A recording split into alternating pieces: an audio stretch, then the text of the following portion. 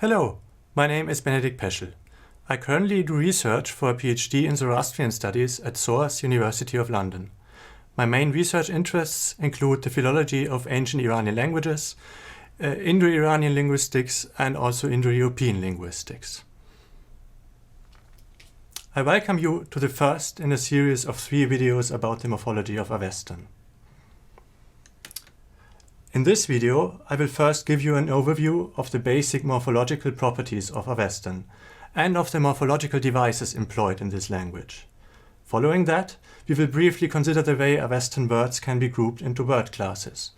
Eventually, we will look at 2 rather specific topics in Avestan morphology, which however are rather characteristic for the morphological appearance of Avestan: a wide-ranging system of suffix distribution called the Caland system, and the main features of nominal composition.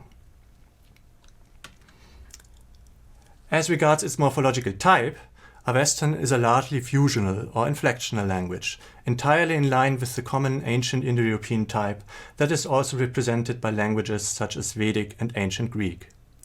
For illustration, compare the endings of the instrumental and ablative case of so-called thematic nouns in the singular and plural. We will come back to the term thematic at a later point in this video. Whereas in the singular we have a and art, the plural endings are aish and aibio. Looking at these endings, it is impossible to extract a morpheme from them which would mark just the instrumental or ablative without also encoding whether the ending is singular or plural. This means we are dealing with so-called portmanteau morphemes. They simultaneously encode information about case and number, as is typical for fusional languages.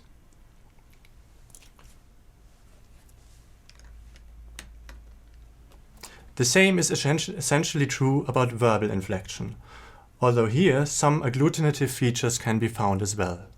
Comparing the non-present or secondary with the present or primary endings, we note that some, but not all, of the present endings can be analyzed as consisting of 2 distinct morphemes. One part of the present ending is identical with the corresponding non-present endings. So the same segment H and T, which we have in the non-present endings of the second and third singular, also appears in the present endings. But here, another morpheme, E, is attached, which apparently marks present tense.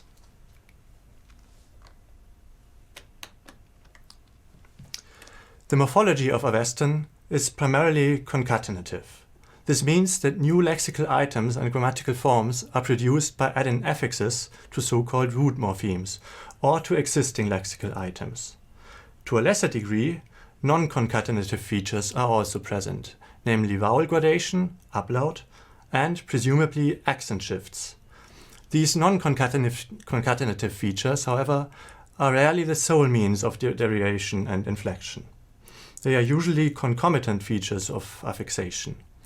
In addition, the existence of accent shifts can usually not be verified, because the original accentuation is not transmitted with the texts.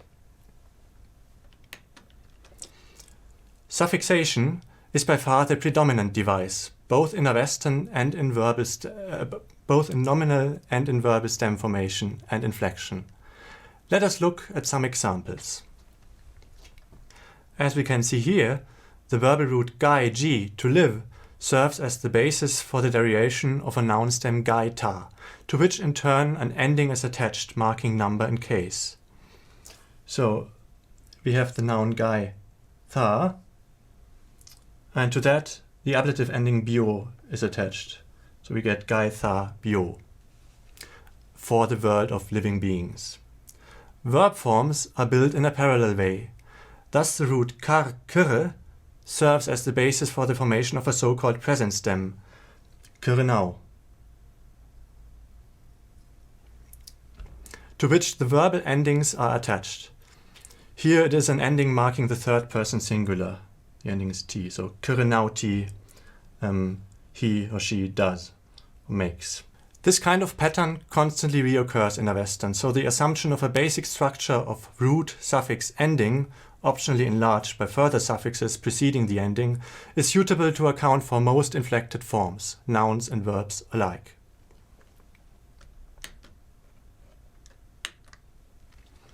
Compared to suffixation, prefixation plays a subordinate role in a Western morphology. Notable prefixes used in nominal derivation include the privative prefix a before vowels an, which negates the nominal element it is attached to.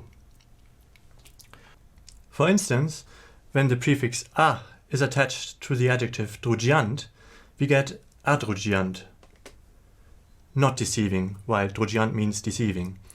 Likewise, we get anaisha, incapable, from the adjective aisha, capable. The frequent elements who, well, dush, badly, and the intensifier ash may be regarded as prefixes, although one might also analyze them as adverbial first members of compounds. The so-called augment a functions as a rarely used past tense marker in the verbal system. Examples for who, dush, ash, and the augment include who matter, well thought. Matter alone would just mean thought. Dush matter, badly thought, and ash yeshti, plentiful sacrifice. What we see here, the dot between ash and yeshti, reflects how many compounds are actually transmitted in the manuscripts. So the first members of compounds, or also prefixes, are separated from the following element by the insertion of a word final dot. An example for a past tense form with an augment would be amahmadi. We have just recognized from earlier amanmadi, the first person plural aorist of the verb to think.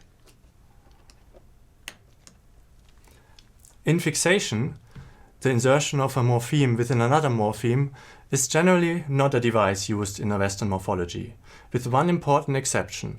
Some verbs insert an element na or n into the verbal root to form their present stem. An example is vinad. The present stem of the root vid, to find. An inflected form of the stem would be vinasti, the third singular of the present stem in Older Western. On a side note, this form additionally showcases a phonological rule of a Western, according to which a morphologically underlying sequence of two dental stops, vinat, t, regularly surfaces as st, so we get vinasti instead of vinati.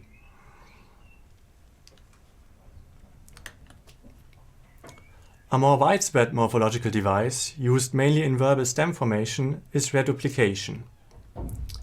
Besides being used to build the ordinary present stems of certain verbs like da, to put, to give, with the present stem dada, it is employed to form a special kind of present stem with desiderative semantics. An example is susrusha, to wish to hear, from the verbal root sru, to hear. Reduplication further features in the formation of the perfect stem. The example here is tatash, from the verb tash, to fashion. And yet another special type of present stem, the intensive, deviates from the other three formations in that the reduplication involves the entire root. So whereas in the first three examples only a part of the root was reduplicated, you can especially see that with sru becoming susru and tash becoming tatash. Contrary to that, with intensive stems, the entire root is reduplicated. So rjare becomes rjare jara, to flow agitatedly, the intensive of rjar, to flow. On a side note, the dot which we get here between rjare and rjara reflects how the form is actually transmitted in the manuscripts, because in the manuscripts individual words are often separated into into their individual morphemes or composition members.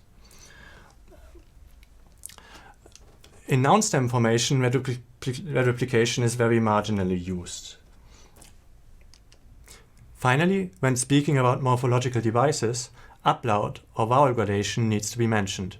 By this we mean a change of the vocalic component of a morpheme, which is regularly linked to a particular derivative or inflectional process.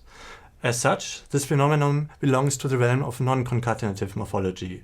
The reason is that a change of meaning corresponds not to the addition of a morpheme, but to a change of shape of a given morpheme. However, as mentioned before, upload is usually not the only morphological device involved, but it nearly always accompanies affixation. More precisely, the upload grade of a given morpheme is often deducible from the nature of the following morpheme. For instance, the suffixes tu and ti are both used to derive verbal abstract nouns from roots, possibly with different shades of meaning, we are not quite sure about that. However, they diverge with regard to the upload grade of the root they require.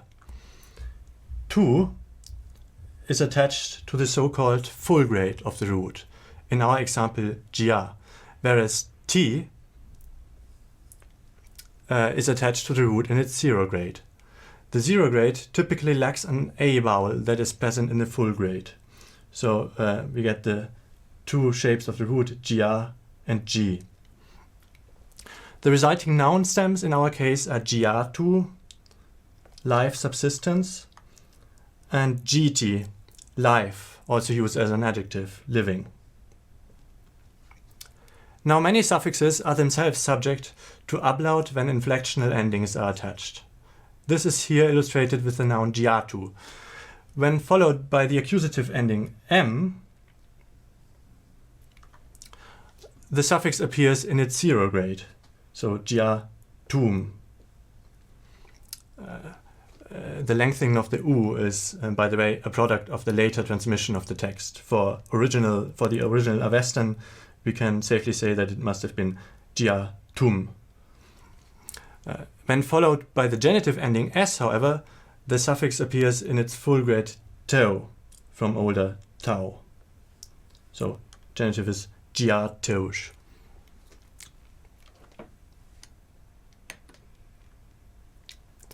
As a self-standing morphological device, upload plays only a minor role in Avestan morphology, despite its omnipresence in both word formation and inflection. In some root nouns, that is, nouns which lack any derivative suffix, certain forms of homonymous endings are only differentiated by upload in the root syllable. An example would be the root noun ab, or ab, water, which in the nominative plural is apo, but in the accusative plural, apo.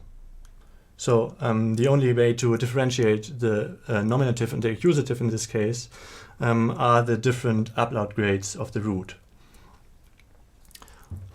Another example is the nominative-accusative plural of consonant stems with neuter gender. It is not built by the suffixation of an ending, but by lengthening the vowel of the stem-final morpheme. Thus the plural of ayar, day, transmitted as ayar with a word final prop vowel, is ayar with a long a in the stem final syllable. Likewise, the plural of mano is mana. The forms go back to manach and manach, respectively.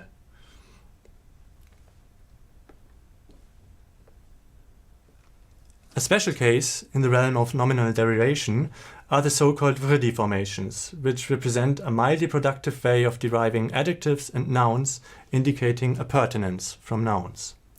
Besides usually implying the change or addition of a suffix, they involve an upgrade of the first vowel of the derivation base from zero to full grade or from full grade to lengthened grade. That's why these derivatives are called vridi, the Sanskrit term for growth. Vridi is a term taken from traditional Sanskrit grammar. So hence we get hau manangha, cheerfulness,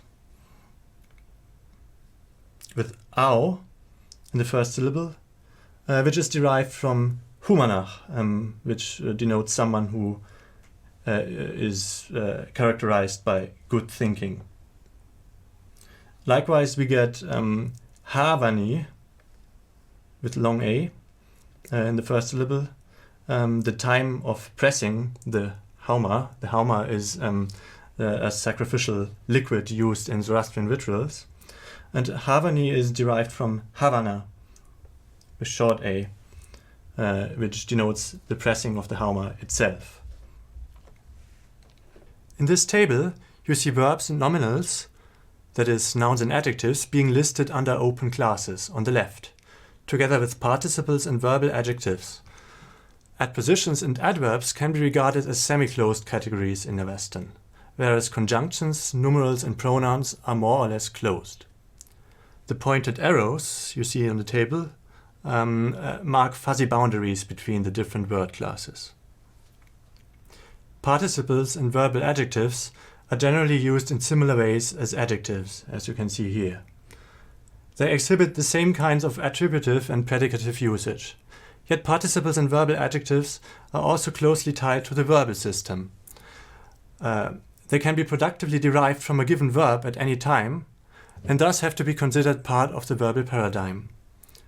They also tend to exhibit verbal properties as far as their syntactical behavior is concerned. Adjectives, as well as participles and verbal adjectives, may be substantivized. In some cases, the substantival reading has become fully lexicalized and exclusive. Many adverbs are formally analyzable as case forms of nouns and adjectives. That's why the boundary between adverbs and nouns and adjectives is marked as fuzzy as well. Finally, a group of words which can best be called local particles are used both as adpositions and as adverbs. That's why the boundary between adpositions and adverbs is marked as fuzzy as well.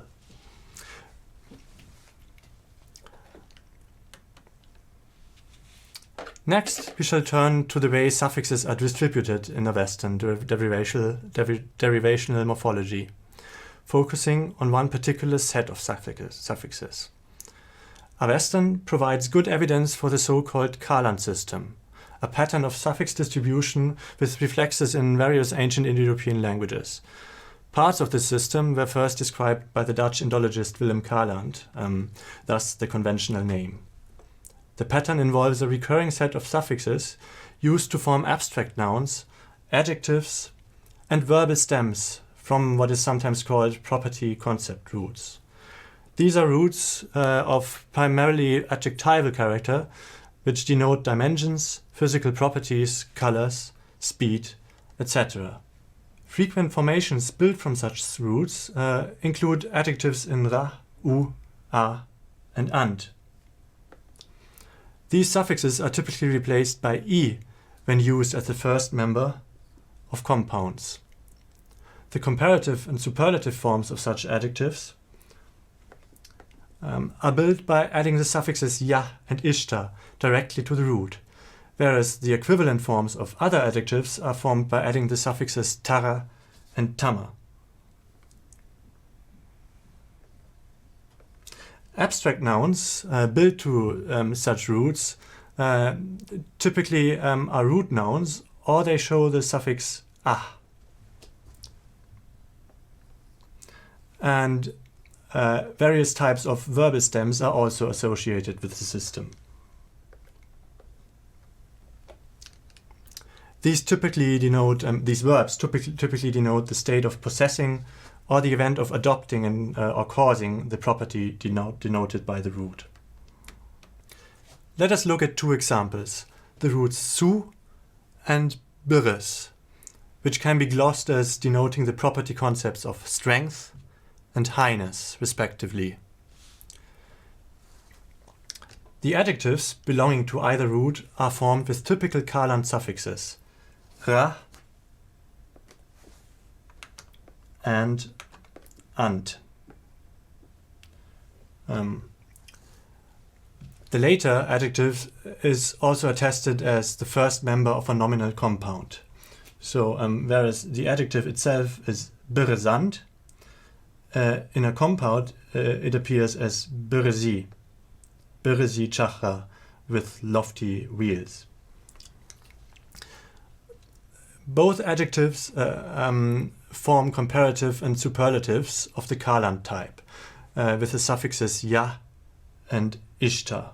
So we get sewishta, the strongest, and bareziach and barezishta, higher and highest.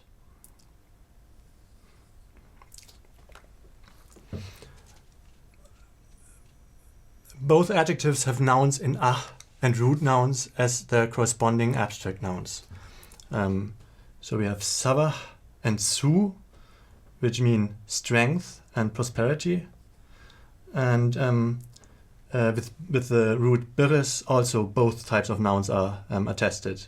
Barezach and bires, both meaning height. Both roots finally form the basis for factative verbs in aya.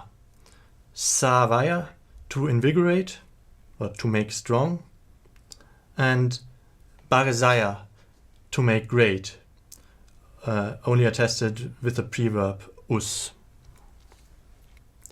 In the last section of the current presentation, we are turning to a phenomenon which is among the most distinctive of the Avestan language. Anyone beginning to read an Avestan text will soon notice the abundant use of nominal compounds. Note that nominal composition does not exclusively belong to the realm of morphology. Although we decided to include it with our morphology videos, the topic could perhaps also be treated under syntax, because apart from the formal structure of compounds, their internal syntactical features also need to be taken into account. Nominal compounds can be divided into endocentric and exocentric based on their frame of reference. Compounds which refer to an entity that is identical with one of its parts are called endocentric. Compounds which refer to an entity outside of the compound, so to say, are called exocentric. An example for an endocentric compound, or tatpurusha in Sanskrit grammar, is Avestan Danghu Paiti, the Lord, Paiti, of the land, Danghu. Here the second member of the compound, Paiti, represents at the same time the referent of the entire compound. Exocentric or bahuvrihi compounds, by contrast, are typically possessive. That is, they refer to someone or something that is characterized by the thing or property which the combined members of the compound denote. Thus, someone who is huidru, with a bloody hui, club, dru, is neither bloody or a club, but someone having such a club. Similarly, Mazda Yasna is not a sacrifice, Yasna, to the god Mazda, but someone whose sacrifice is directed to the god Ahura Mazda. A subtype of exocentric compounds are those with a local particle as their first member. Examples for that are appa-kava, having a hump, cover, on the back, where appa is not attested as a noun itself, but only as a local particle, and vi-daiva, keeping the demons away. Demons are daiva, and away is vi, otherwise only attested as a prefix of verbs.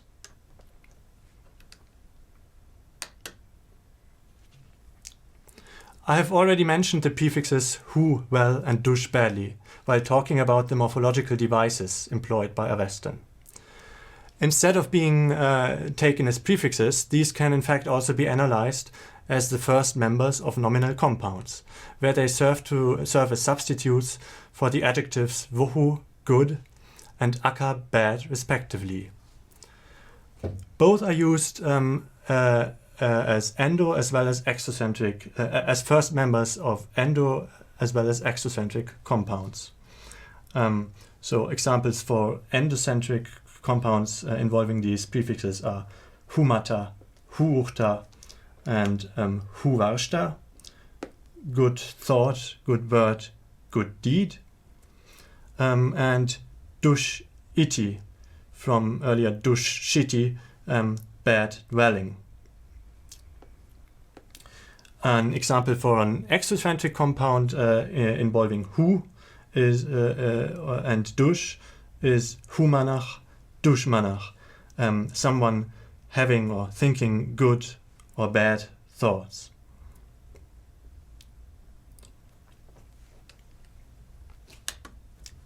A verbal governing compound is one which contains some verbal element as one of its first as its first member, while the other member takes the role of the verb's object.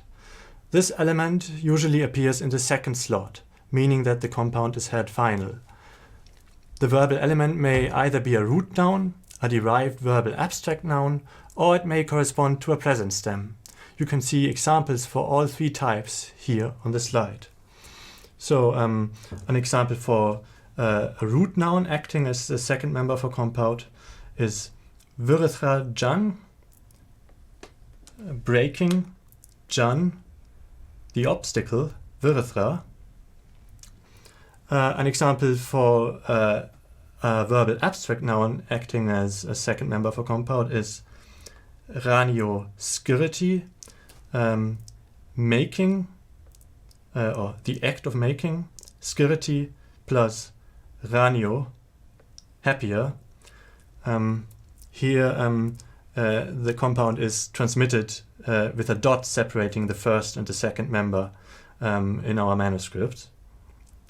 And an example for a present stem acting as the second member of a verbal governing compound is pasush haurva, cattle watching, whose second member, haurva, is identical with the present stem haurva, to watch over, which is only attested with an additional preverb, nish, which doesn't need to concern us here.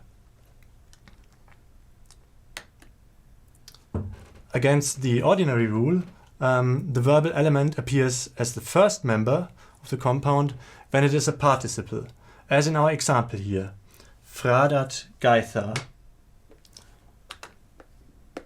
promoting fradat, the living beings, gaitha, where fradat is the neuter form of the present participle fradant, from the present stem frada. A different kind of governing compounds are those which consist of a prepositional phrase turned into an exocentric compound. They are consequently called prepositional governing compounds. An example is avi mithri, someone who is against mithra. Avi is the apposition meaning against, and mithri represents the name Mithra, the name of a deity. And in this particular case, the suffix of Mithra is replaced by another suffix, e. Two more minor types of compound also deserve a brief mention. In copulative compounds, dvandva in Sanskrit grammar, two nouns are combined to denote a collective, which indicates a certain semantic unity of the pair. It's a bit as if you said mother, father, or mothers, fathers in English, to refer to your parents, with the difference that in a Western, both members of the compound receive a dual ending, the grammatical number used for pairs of two. Thus, Younger Western passu vira, cattle and man, serves as an expression for the entirety of a person's community's wealth in livestock and manpower. Passu vira actually consists of two dual forms. Passu, literally the two cattle, kettles, and vira, literally the two men.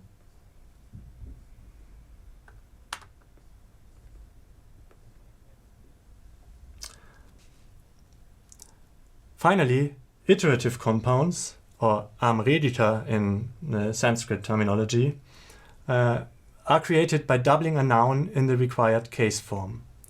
Iterative compounds denote iteration. So, nemane is the locative form of the word for house, in the house, and if you say nemane nemane, that means in house after house. Nemane nemane.